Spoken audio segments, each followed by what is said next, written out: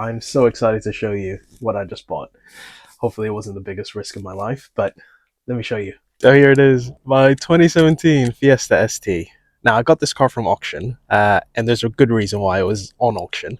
There's been a little bit of damage, nothing too serious, I hope. So let me take you around so you can have a look at the car. I'm so excited.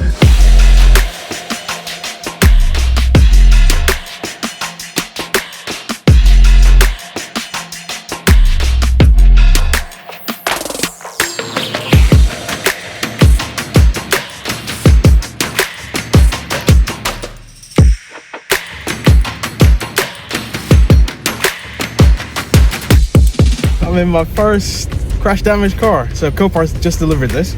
I'm well pleased actually. Okay, there's quite a few issues, but I think we're gonna be okay. It's actually really nice in here as well. It's got some heated seats. Plenty of airbags have gone.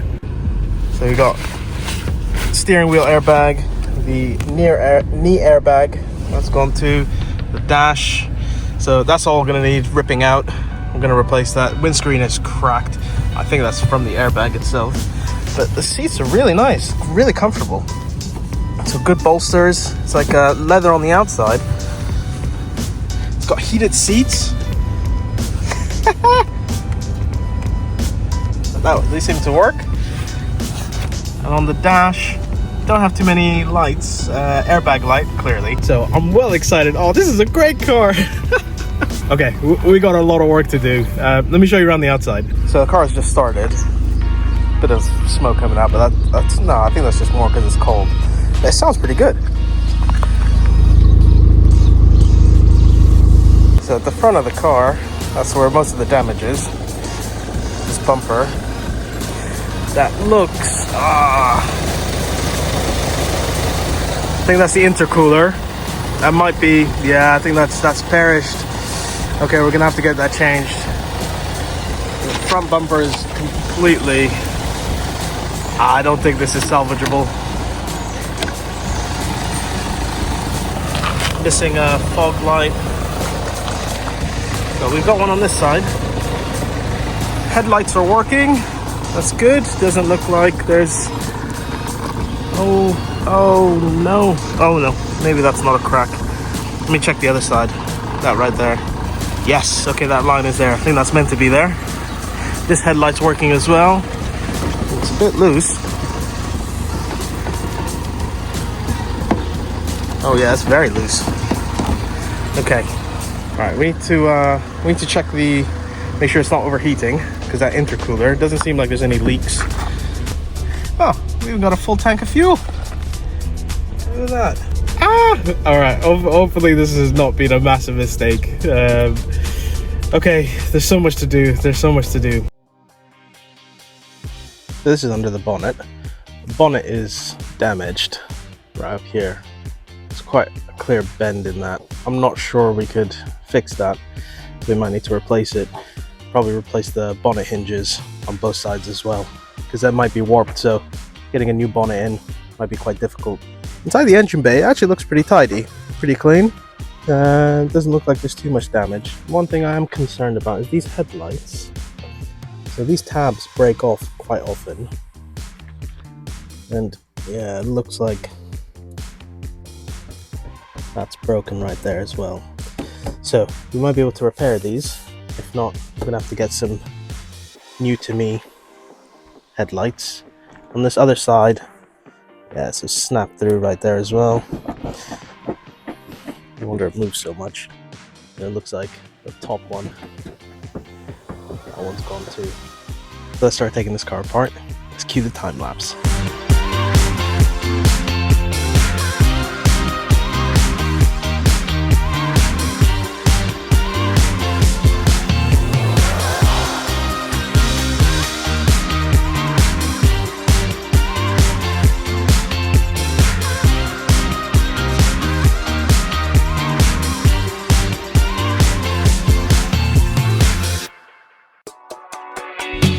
Now that the headlights are out, it's going to be a lot easier to access the bolts to take the front bumper off.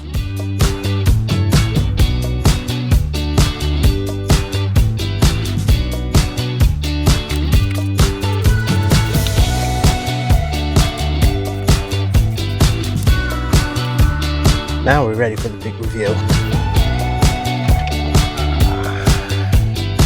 It's definitely seen better days.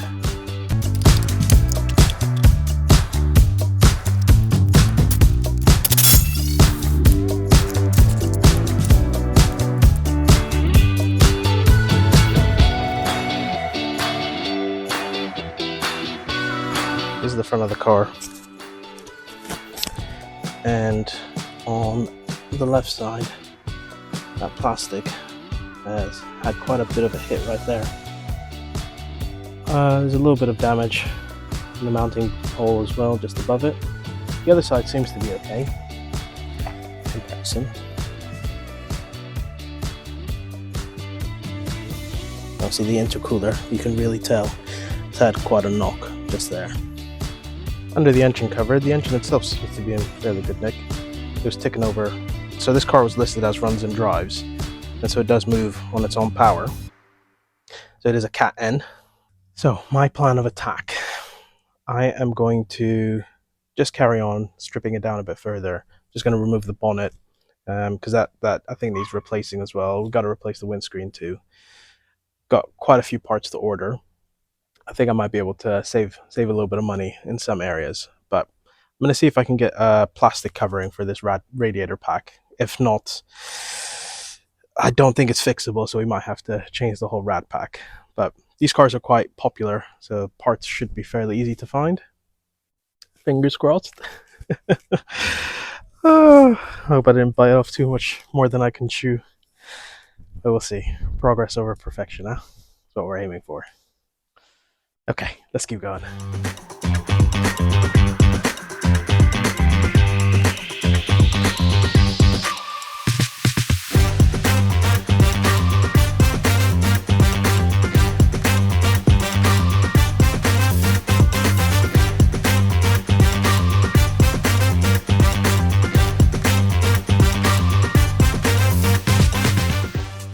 Okay, that's nice and secure. I'm gonna zip tie up the intercooler to the crash bar.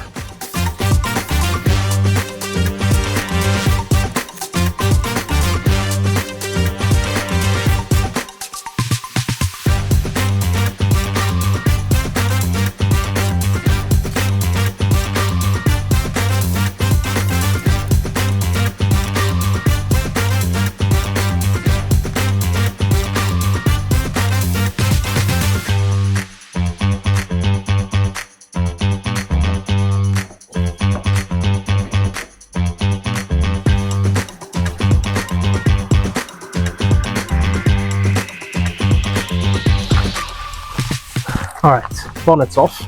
I'm going to replace the bonnet hinges as well because it's had a bit of damage at the front. It's quite likely that those hinges might be slightly bent, so it's always worth, I think, just replacing them because I'm just going to be faffing around trying to get all the body lines to match up where it's probably just the bonnet hinges that are bent. So I'm going to remove those, add that to the ever increasing parts list of things that we need to get. Let's keep going.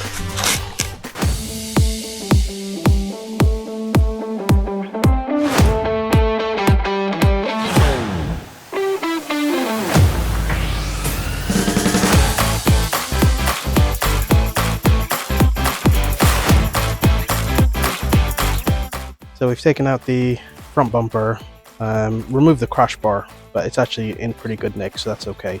But I think the intercooler, which is there at the bottom, and the rad pack, I think I'm going to have to get a replacement for that. Unless I can find just the shroud, the plastic cover. If I can find that, I'll look for a part number, then that might be helpful because the radiator, aside from a few stone chips, doesn't seem to be leaking anywhere. That seems to be in fairly good nick, just needs a little bit of a clean. So yeah, so front bumper's off. Unfortunately, I think the headlights, we'll see if we can fix those. The tabs are just broken. I might do some welding, some plastic welding just to put it back together. If not, I might have to get some new headlights as well. And then bonnet's off, taking the hinges out and just a plastic covering trim as well. Doesn't look like there's any structural damage or any severe impact beyond the sort of crash bar, and unfortunately I think the bumper and the intercooler took the most of it. This windscreen is going to need replacing. Now I'm going to try and see if I can source a screen myself. I won't replace it myself, but there is pretty big smash. But what's bizarre, it feels like it's from the outside. So it must be from the airbag underneath, because the glass feels quite smooth. What's all this? Oh, this must be possibly from the gas or the explosive from the airbag. But I think I know of a guy quite local to us who might be able to help me out with this. So I'm going to pop over and see if I can have a chat to him, see if we can get a good deal for this windscreen. And that's the front. Then the biggest challenge, I think, is going to be this interior. We're going to strip out the whole dashboard and get that replaced. Pretty much all the airbags except for the curtain airbags have blown, so those need replacing. But this is a really nice car inside. I'm actually quite pleasantly surprised. It's got Recaro leather heated seats, even the back. So this is a two-door. Back's looking quite nice as well. I think it's been quite well looked after. Now, for the moment we've all been waiting for, let me tell you how much I spent on this 2017 Fiesta ST. So this car is a Category N, and I did buy it at auction. So at auction, I won the listing by paying a total of £3,800. Now that's just to win the lot. So there was some additional fees and charges and delivery. So the total out-of-pocket money that I spent to get this car here was a total of £4,694. I don't think that's too bad, because cars of similar age and mileage, they can kind of range from, let's say £9,000 to £10,000. But granted, this is a Category N car, so we'll go for a little bit less. But I think we still have a little bit of playing room just to get this car back on the road. Today, the rebuild begins. Now, while the front end looks somewhat put together, except that there's no bumper or bonnet and zip ties holding up the intercooler, it's not in too bad of a shape. I managed to snap up a whole rad pack with intercooler as well. I got a really good deal on this. So I'm just going to strip out the intercooler and rad pack that's on the car and replace it with this one. To get the radiator pack out, the first step was to remove the airbox and intake pipe, which you can see me doing here.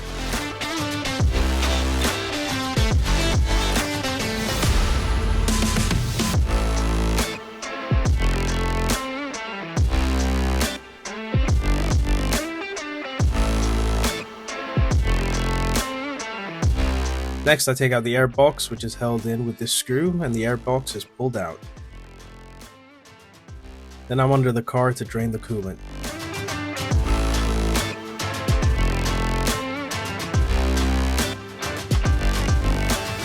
Now this was a super windy day, which is why I got coolant all over my face.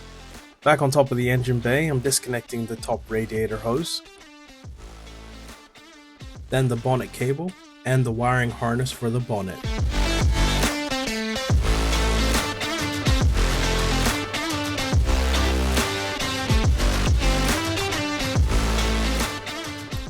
Let me show you what I've gotten up to. I've removed all the wiring harnesses, and then it's just held by quite a few clips in a few different areas. So that's all been removed. Next step, let's take off this intercooler. The intercooler on this car was severely damaged in the accident, so I'll be replacing that. It's really simple, just disconnecting the hoses on both sides, and as mine is held by some zip ties, cutting them off.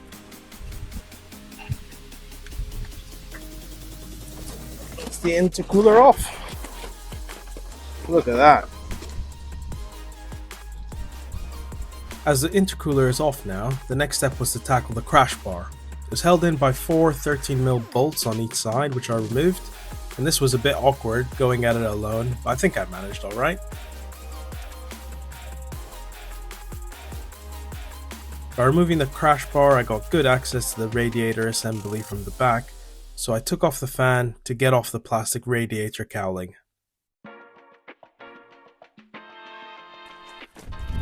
Now that we've got this radiator cowling off, we can put the new one back on, well, the new one to me back on, and rebuild this thing. So this is where I noticed a little problem.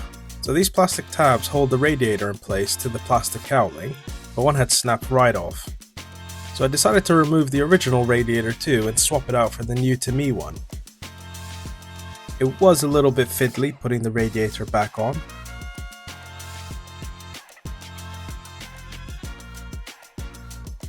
But once all the slots were lined up, it just slid into place.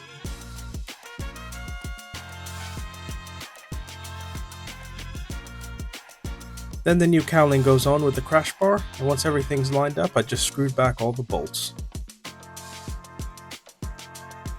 I put on the new radiator and replaced the radiator cowling. Crash bar's back on. Let's put everything back together. Let's go. I've been looking forward to replacing this intercooler, and part of me did wonder whether I should have gone for an upgraded one. But for now, let's keep it OEM.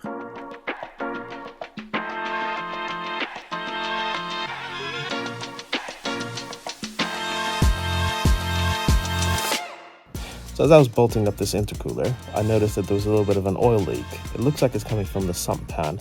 I think the last time it was dropped, it looks like someone's been there before. The gasket may have just started leaking a little bit. Let me show you what I can see.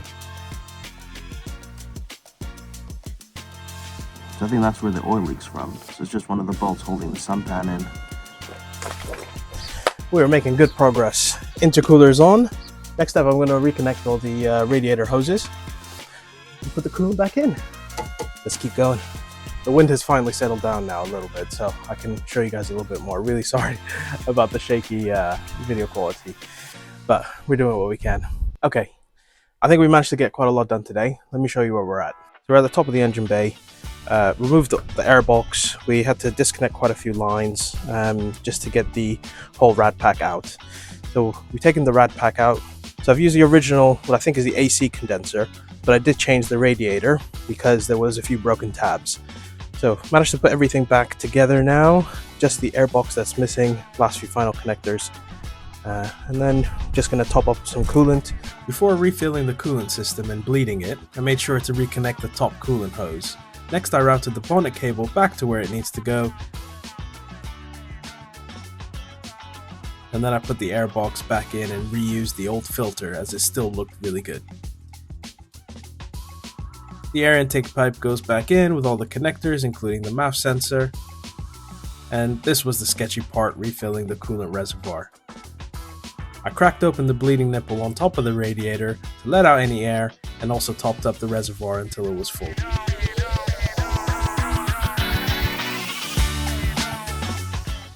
Now, some of the eagle-eyed viewers might notice that we've also got a brand new windscreen put in, because that was cracked from the airbags. But today's the job that I was looking forward to the least. We have to strip out the whole dashboard and replace all the airbags. So let's get to it. Wish me luck. Now, I've never taken out a dashboard before, but I figured a good step one would be to remove the seats just to give me a bit more room to work with. Okay, that gives us a lot more room. Ah, you haven't found 5p. See, we're already making money on this. So the seats were quite easy to remove, just needed to unbolt the 4 Torx bolts and then disconnect the electrical connector under the seat, and I could pull it out.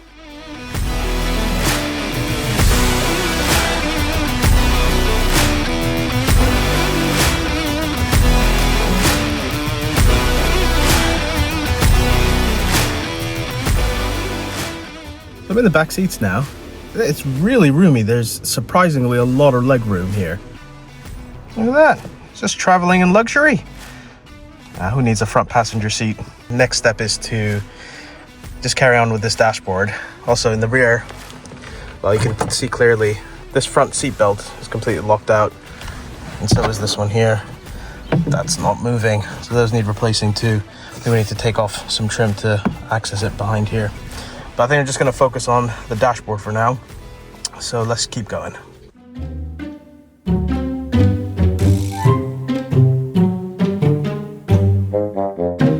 There we go. Airbags out.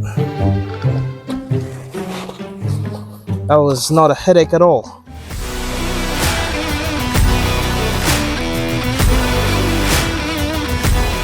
When I finally managed to get the steering wheel airbag out, there was a big bolt holding the steering wheel in, which I just removed. Give it a good yank and it comes off. And just unbolting the couple of screws holding the plastic trim pieces on the top and the bottom of the steering column.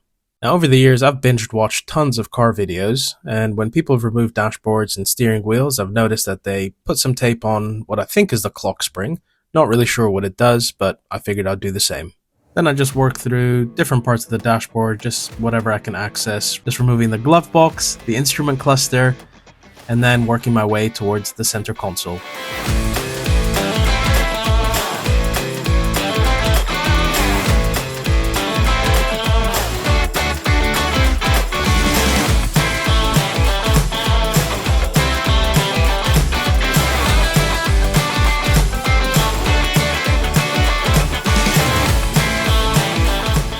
Now that I managed to take off the top trim, it really reveals a lot of bolts. So you got some Torx bolts there, and a bit further along. So that means I'll be able to take out the infotainment system, the infotainment screen, the radio, all of this trim down here as well. That should be a lot easier to come out now.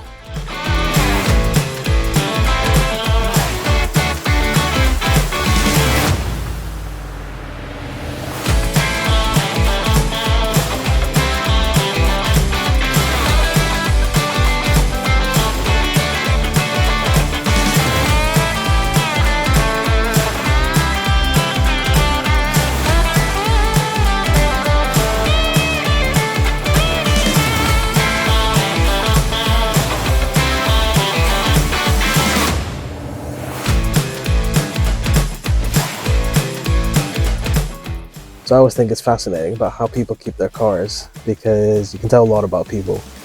So I've stripped this down quite a fair amount, and I found some interesting things. I don't know what those are. They look like really old gummy bears. Good lord. Ew. Anyway. Okay. This is the Airbag ECU module. So that needs replacing to get rid of the crash data. So I think while I'm here, I'm just going to take that out and then put the new one in. That doesn't have that crash data. And the saga continues step by step. Let's keep going. This is frustrating. But I know it's going to be all worth it in the end. So let's keep going. I got stuck at this point, figuring out how to remove the radio, but I found it just needs a little bit of brute force and pulls right out. Behind the radio, I could see a lot of the wiring harness, so I unclipped all the connectors, and then I managed to get the dashboard out. Okay, I think we're finally all disconnected. I am so ready for this thing to come out. But once it does, it's now dawning on me that I have to put it all back together. I think that's going to be even harder. It was definitely quite awkward trying to maneuver this dashboard out just by myself. But with perseverance, I've finally managed to get it.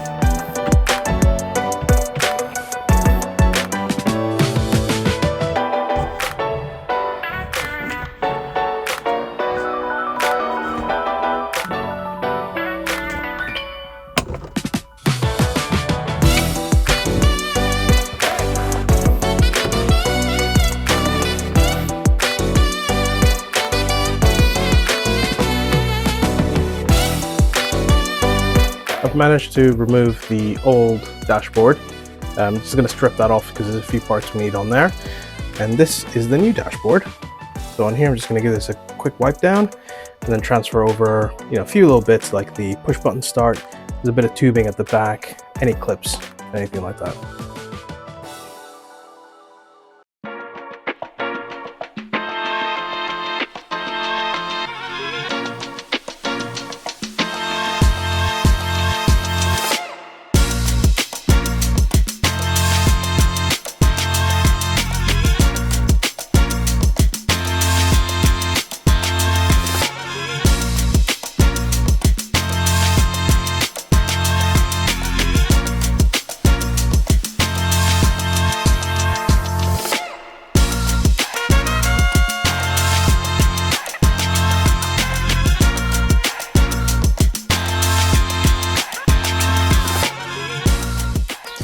We're back, guys. It's another day, and it has been a challenge to get to this point, but I've managed to put the dashboard in situ, so it's in place. I just need to bolt all the little bolts back in, all the clips, try and remember where everything goes. It's been a real hurdle, but we persevered and we got here. Let me show you what I'm at. So the dash is back in place. I've managed to use some strings just to run all the cables through all the different places, so I think that's been very helpful. For next time, I'll definitely be doing that. So now I just need to put everything back into place, and there we go. It is in. Oh, this has been a tedious process, but I am so glad that we managed to get this dashboard in. The passenger side airbag that was being replaced, steering wheel airbag, stripped everything down. Oh, honestly, this was a lot harder than I thought it was going to be. I thought it should be fairly simple, a couple of clips, it shouldn't be too bad, take it out, put it back in. But honestly, this has taken me pretty much a whole week to do, and you know, I still work full time as well, so this was quite hard. But I'm really glad that I managed to do it. I always like to challenge myself, and I think this was a pretty big challenge, but I'm really pleased at how we got. So a couple of things left to do for this car to get it back onto the road. So I think for today, what's left to do, because I really want to get this, I want to plug the car in and make sure that, you know, everything is working the way that it should, because it's still quite fresh in my mind as to what I've done. But I still need to replace the seat belts, so I'm just going to strip out the seat belts, the front seat belts, get those replaced, and then put the seats back in, plug up the battery, hopefully it's not gone flat, fire up the car, and fingers crossed, hopefully there isn't any warning lights. There might still be an airbag light that comes on, and I have changed the airbag ECU, but even if there is still an airbag light, it might be because the ECU has to be coded to the car. I have a diagnostic tool. I'm going to see if I can clear the code, if there is any codes, but if not, then I might have to get someone to come around and clear that for me, because there's no way it's going to pass MOT with an airbag light. Okay, come on, let's keep going. Taking the seat belts out was fairly straightforward, but it was quite awkward because I didn't want to remove the whole rear trim, because that essentially goes all the way back into the boot. So I just pried it apart just to give myself enough space to get my hands in and unscrew all the bolts. Then it was an easy swap out for the new ones.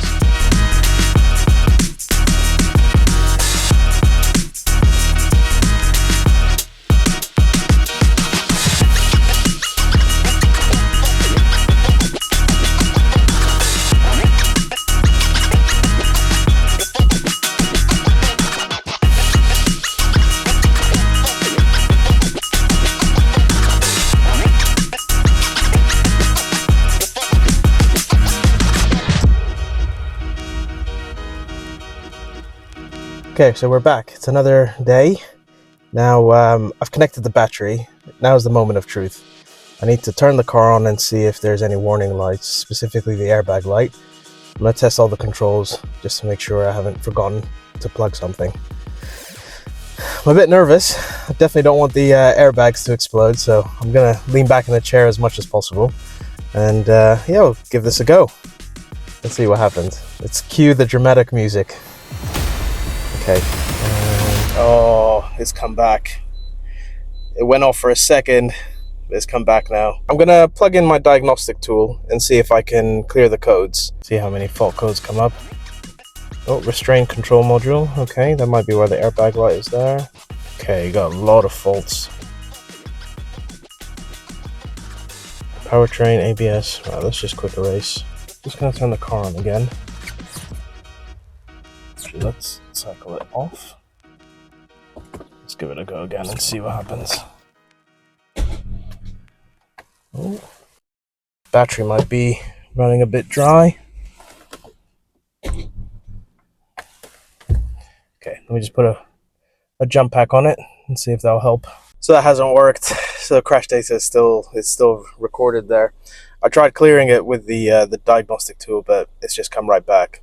As soon as I turned the car on, it had gone away for a second, but it came right back probably within about 2 or 3 seconds. So I'm gonna, Forcecom OBD reader is meant to be arriving today. Hopefully they'll be able to do the trick, because it needs to be cleared before Friday, before the MOT. Otherwise, the dash is all in, everything seems to be working fine, so really pleased about that, but we need to get this airbag light sorted. For today, the main goal is to try and rebuild this front end, so let's get to it. The first job was to repair the broken headlight tabs. The lights still work perfectly fine, so I thought it would have been a shame to buy new ones. I picked up some headlight tabs and I'm just trimming the plastic so it matches perfectly, and using a strong adhesive to secure the new tabs in place.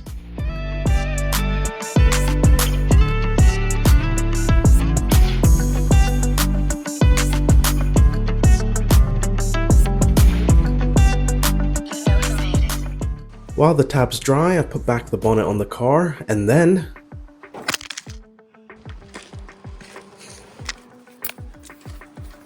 I tied my tripod down firmly as it was getting really windy and got back to the bonnet to tighten the bolts holding them to the hinges. This was quite fiddly as I was alone, but I managed to get it done.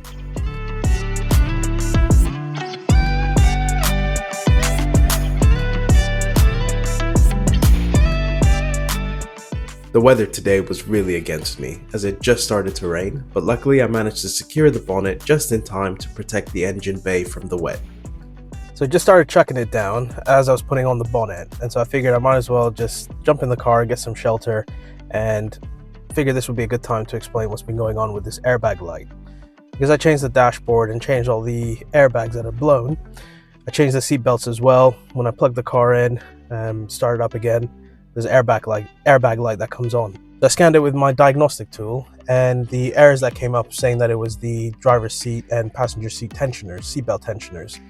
So then I was thinking about, oh, maybe I didn't connect something properly, so I double checked everything. Everything's plugged in the way that it should be. And then what I found out is, because you might remember, I replaced the crash module. So in the car, the crash module sits just down there underneath the handbrake lever. So I took out the sort of center console part, and when I inspected the part numbers, this is the original one. You might be able to see a bit closer. It actually ends in FF, right there as well, the part number. So I found out the one that I actually bought to replace the original one that didn't have any crash data actually ended with the part number CF, so it was actually the wrong part. So I put the original one back in, and I had a few options. I wanted to use Force Scan, which is like a software to be able to clear any codes or crash data that's on there. Option number one, which is probably the easiest thing to do, I bought another crash module, and you can see this one actually has the FF part number on it as well. So this does not have any crash data on it. So I think the easiest thing to do is I'll disconnect the battery, plug this one in, plug it into the car, clear any codes, that airbag light goes. That's option number one, and probably the quickest way to do it. Option two is I picked up this OBD reader, which has a USB port so that I can connect directly to my Mac. Option three, hopefully it doesn't get that far, but if neither of those things work, then I'm gonna have to take out, I'll return the new crash module that I bought, the second crash module that I bought as well with the wrong part number, and then take the original one and send it off to have it coded, to have the airbag light coded out. So I figure while it stops to rain, I'll probably have 30 seconds because it's so temperamental. I'm just gonna swap out the crash module and at least see if we can clear this airbag light. So you can see, that's the new one. See, it ends in FF. That's the original one that has the crash data on it, also ending in FF. Battery's connected. Let's turn the power on. Oh. Looks like the battery might be flat. We put a charger on it, but that airbag light is still there, so that might not have worked. Battery's been charging for a little bit. It's over 12 volts, so it should be able to start.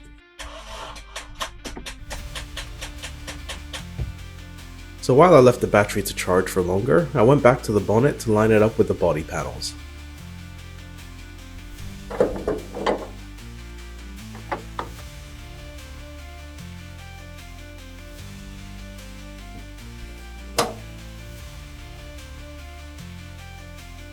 Now for some reason the bonnet got stuck in the latch, so I had to remove some bolts so that I could access the release latch to get it open again.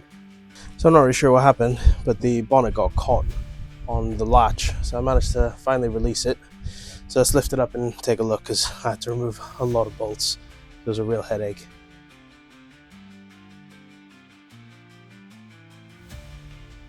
Bonnet lines are lining up very well. And we'll check it again on this side. So it's not snapped all the way down, because I just want to make sure that the bonnet latch is working properly. So it's in the first rung.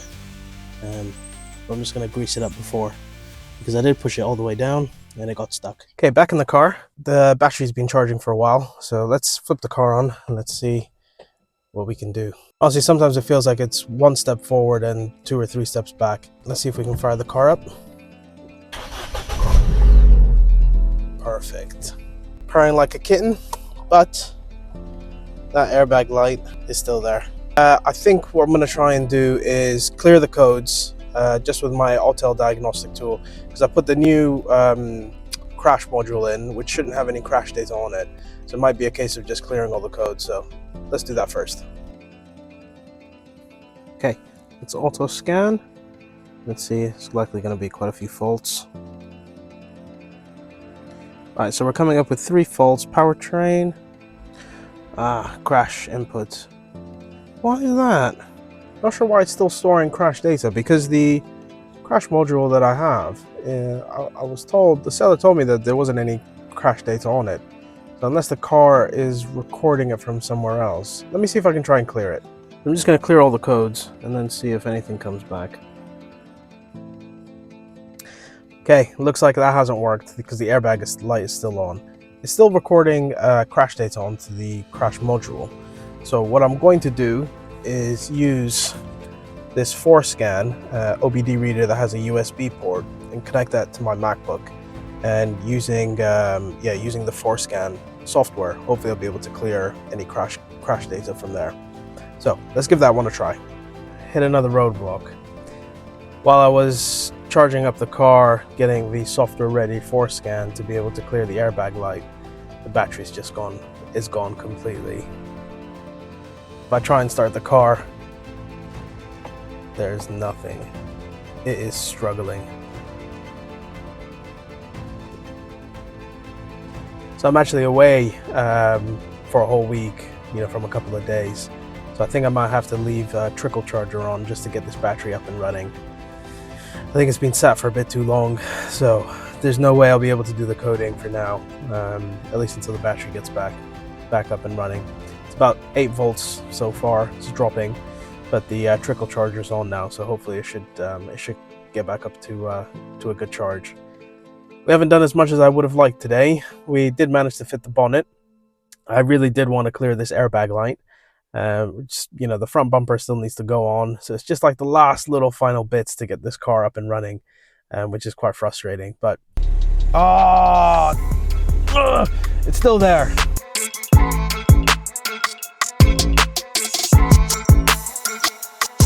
So we're back on the Fiesta ST rebuild. So this is a car that was crash damaged and I picked up from auction a few weeks ago.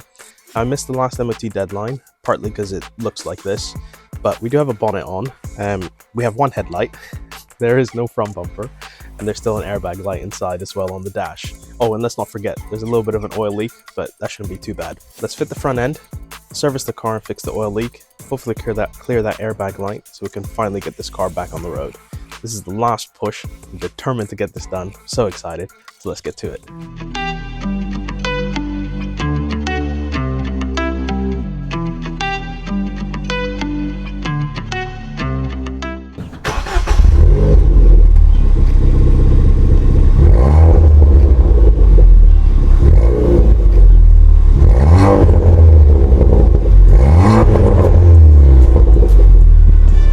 I know it's only a 1.6 liter, but I think it sounds pretty good. This is just a stock exhaust too, so I haven't made any modifications. Maybe that's to come. To rebuild the front end, I started with the headlight. It drops into position and locks in with a couple of bolts. Simple enough. Now before I put the front bumper on, I need to put in the splash shield underneath, just so then the front bumper can align to that too. Next up, the splash shield. 3 small bolts hold it in.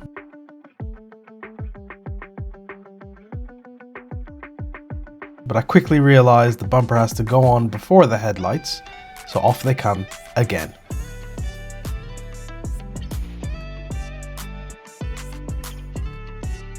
I'm so excited to put this bumper on. I think it looks really mint. I offer the bumper up, get 1 bolt in just to hang it there, then work my way around securing the rest.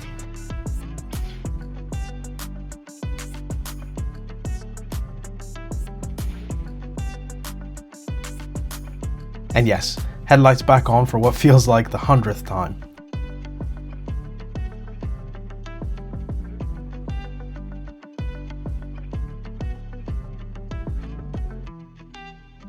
Once the lights are in, the entire front end is finally together.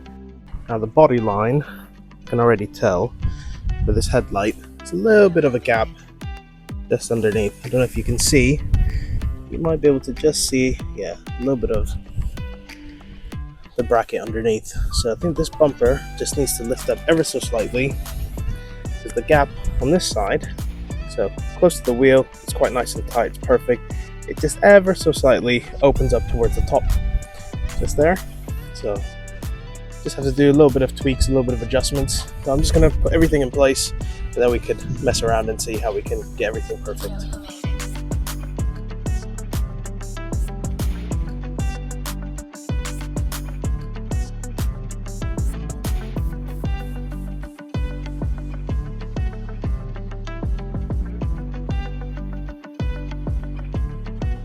So I've now managed to fit the front bumper, the headlights are on as well. The next thing, let's tackle the service and fix that leaking oil sump. Then I jacked the car up. So we're under the car.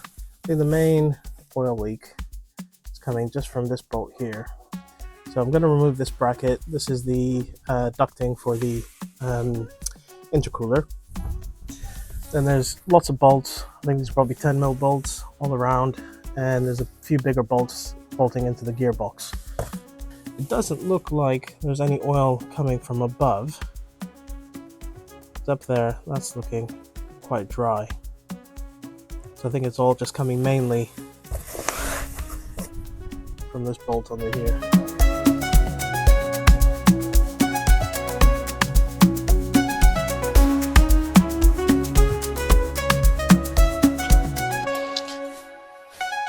The problem with the oil filter is that it's right there, so just behind this oil cooler. So when you remove that oil filter, there's going to get oil everywhere. Finally managed to get the oil filter out. It's not making as much of a mess as I thought it would do. Okay, got a fresh oil filter from Bosch. Just going to put a bit of oil and then put this one back. Right, so I've removed all the bolts. I've just left just one over there and then one on the other side. Just that one there, just to hold the sump pan in place. And I've removed all the bolts on the sides as well, and all the gearbox bolts. And I've used this little handy template just to keep track of exactly which bolt went where. Some are slightly different, just so I can put them back in the right place. Okay, so I've just managed to loosen up a little bit of the sealant. So you can see the sump pan is moving now, so. And I have left those two bolts in just to hold it so it doesn't fall. So I'm just going to pry it off easily.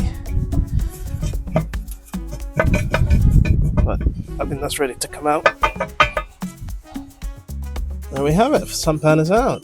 So I'm going to take this to the bench, give it a good clean, and then get rid of any excess sealant. Make it as smooth as possible and put some new RTV down. And underneath, so you see you've got a stock pump. Pickup. It's looking quite clean. I have to try and clean up all the sealant around here as well, because all that needs to come off too. If you've ever wondered why used engine oil goes jet black, this is why. Most of the old sludge stays behind after a typical service. So I hit the sump with degreaser and brake cleaner to get it spotless.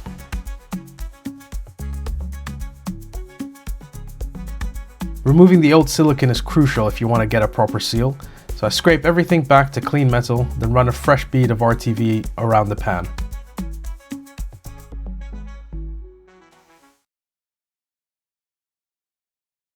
There we have it, the sump's back on.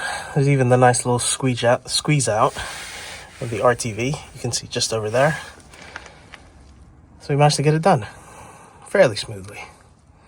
Right, it's the moment of truth. So the RTV's been curing for about 24 hours. Hopefully that's managed to fix the leak. I'm really not too sure. So we're gonna fill up some oil. I'm gonna crack the car over and hopefully there won't be any more leaking.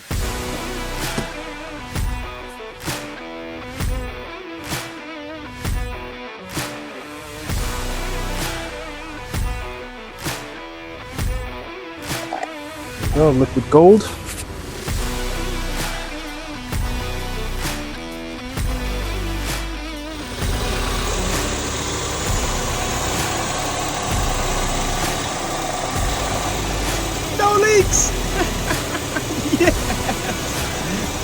Now I am so pleased, I am so chuffed that we managed to fix that oil leak. But that means nothing if we can't fix the airbag light as well. We need to clear that off the dash. Now, if you're new here, you've missed the absolute saga behind the airbag light. I'd reached a breaking point, so I sent the restraint module off to get the crash data wiped. In theory, once it came back, I'd plug it in and the light would be gone, but in reality, not even close. I reconnect the two harnesses, hook the battery back up, and start the car.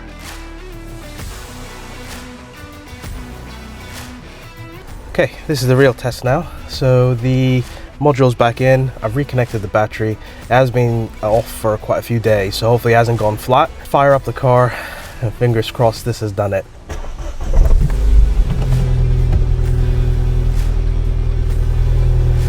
Okay, airbag light is still on.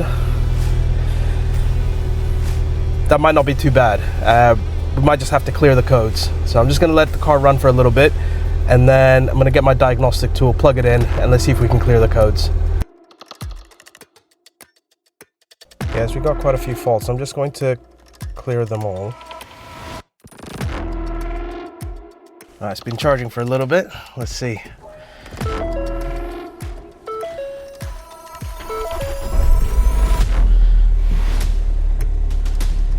Oh, it's still there.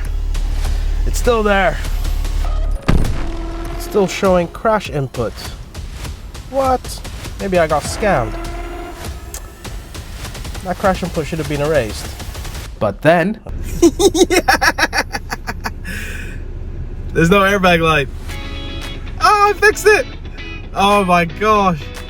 Oh, I can't believe this. Look at that! Nothing there. Yes! Get in! So the airbag light is off. I'm so pleased. Now, it was quite a simple fix, so I did get it sent off to have it reset. But when I plugged the car back in, when I put the module back in, I didn't bolt it down because I figured it was just a bolt in case I had to come out for whatever reason. So there's just 3 bolts, one under here, one there, and then one just underneath that one there. So I just plugged, I just tightened those down, and the airbag light has finally gone. Result. Okay, this is the final stretch now. Just need to put everything back together, make sure all the body lines is okay, and then get this car booked in for an MOT so I can start driving it. I'm so excited. And now that that dreaded airbag light is off, I can finally put back this interior. The center console slides back into place, and I run in the 8 bolts that hold it down.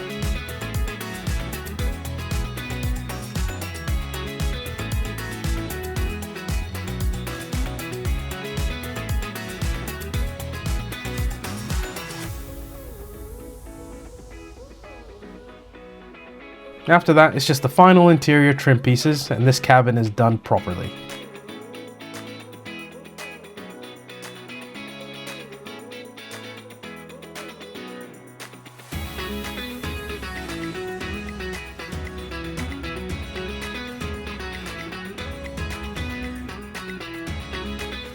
And to finish it off, I run one final scan just to make sure the system is clean.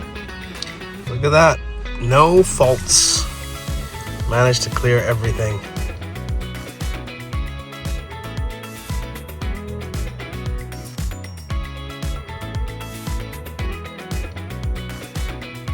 We're making really good headway with this car. This is really, we're getting very close to the end.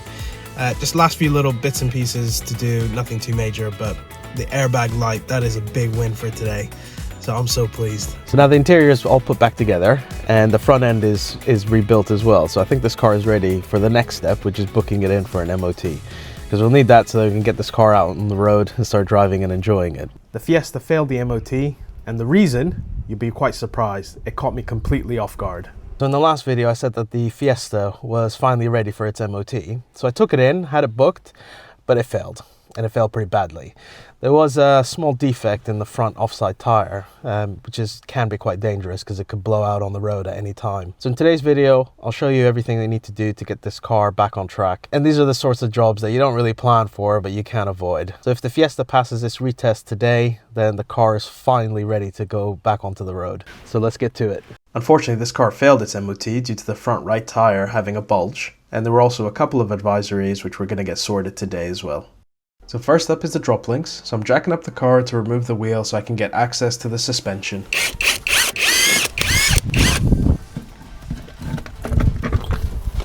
So this is the drop link here.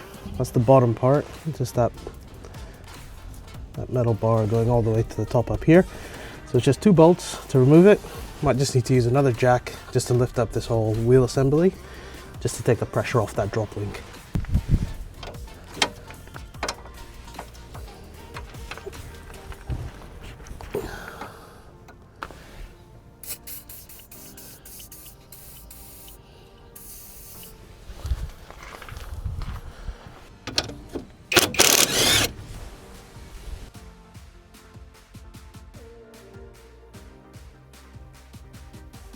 So this was quite tricky to get out, but I just used some vice grips and then managed to zap that out from the back.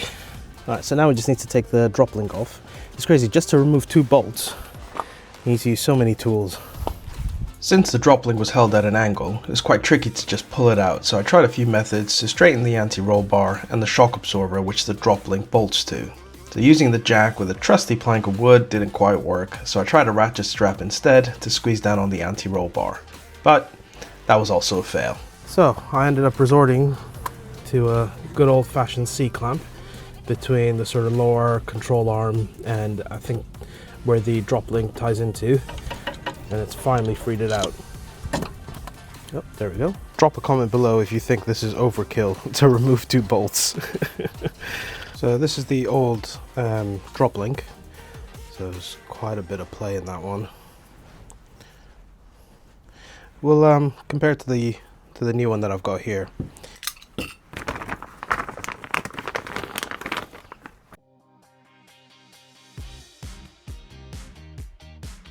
Let's just check the play. Oh yeah, that's a lot stiffer. It's definitely not moving as much. Barely move that. And compare with this one, look at that.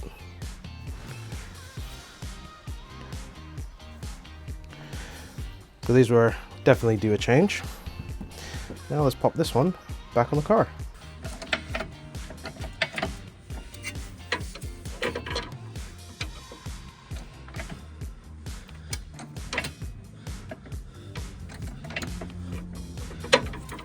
This time round I managed to use the jack to line up the bolt holes, so then I just tightened up the bolts to spec. So there we have it.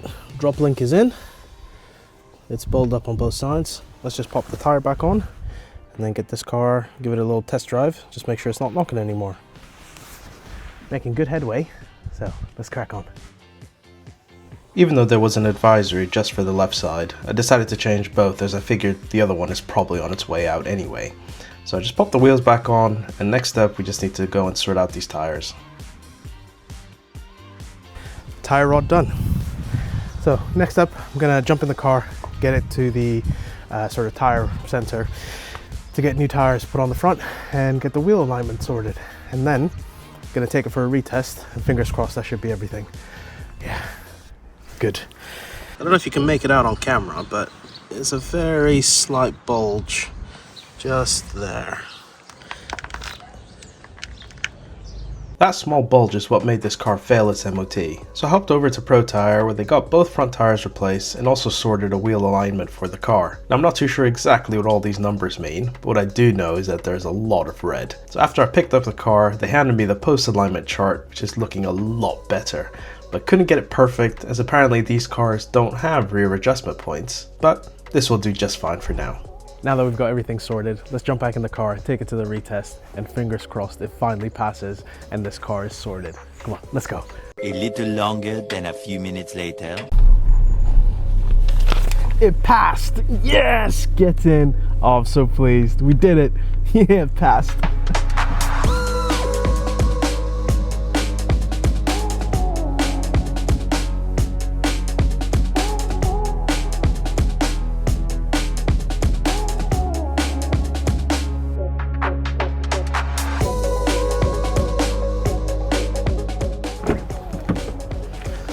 Right, so now that the car is complete, I'm so excited for this part. Let's take it for its first drive. It's a beautiful sunny day for this. Oh, I'm really excited to get this car out. Oh, I've been waiting for this moment for so long. You know, ever since I bought this car, I've been looking forward to getting it out on the road, testing it out, giving it a good try. I'm not sure how much of the exhaust is being picked up from the mic as well. It's not too loud. It's not, you know, it's not droning. Yeah, you know, honestly, for a 1.6 liter engine, turbocharged, I'm very well impressed. The steering is tight, brakes work, gearbox is smooth. You know, everything is working exactly the way that it should. I'm going to take this car around some country lanes as well, because I definitely want to check, you know, the suspension, see how well it manages the corners, because it's a hot hatchback, and it's quite a popular one as well. So I think a lot of people like these Fiestas. I just want to see. Oh yeah.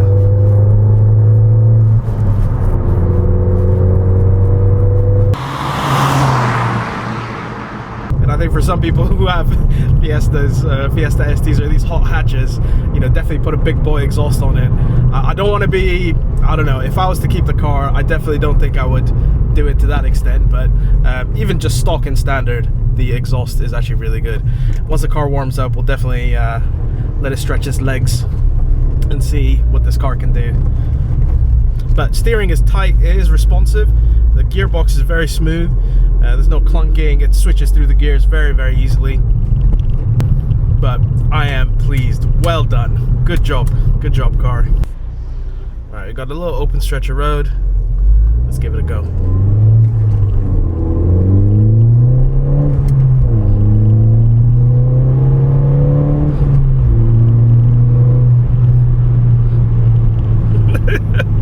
This car is rapid.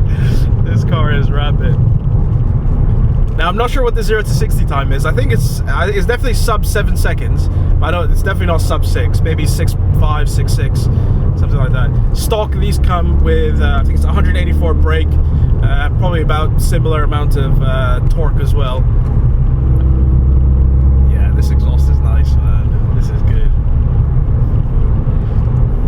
What a great day as well. I mean, it's pretty much, yeah, we're getting into winter now. To find a nice dry sunny day, couldn't ask for more.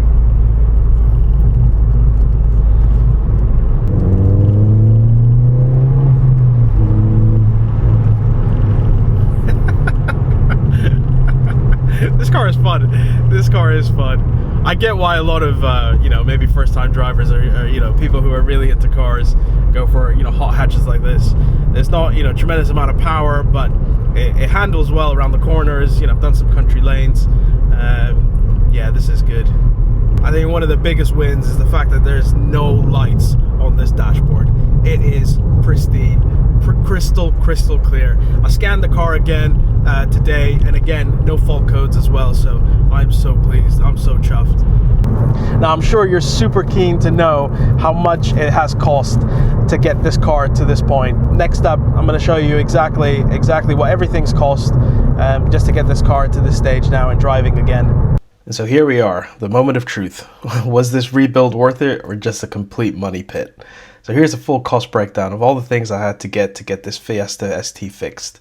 So by far the biggest costs were the front bumper and windscreen, and the tires were a bit of a surprise, but otherwise, I don't know, I don't think I did too bad. So all in, including the car and everything on the board I needed to get this car fixed, it cost me a total of, drum roll please, £6,228.41. So now drop a comment below if you think I overpaid or if this was a worthwhile rebuild. So similar cars of this age and mileage, without a category on them, will probably sell for a range, you know, round about £9,000 to £10,000. Because this is a Cat N, because it had a front end collision and it's gone through the insurers, you could probably knock off maybe about 20 to 30%. So I think we're still in the black, just. But that brings this build to the end. So thank you guys so much for watching. If you liked the video, give it a thumbs up. Make sure you subscribe so you don't miss out on future projects, because we're just getting started. But for now, that's it. Chewy out.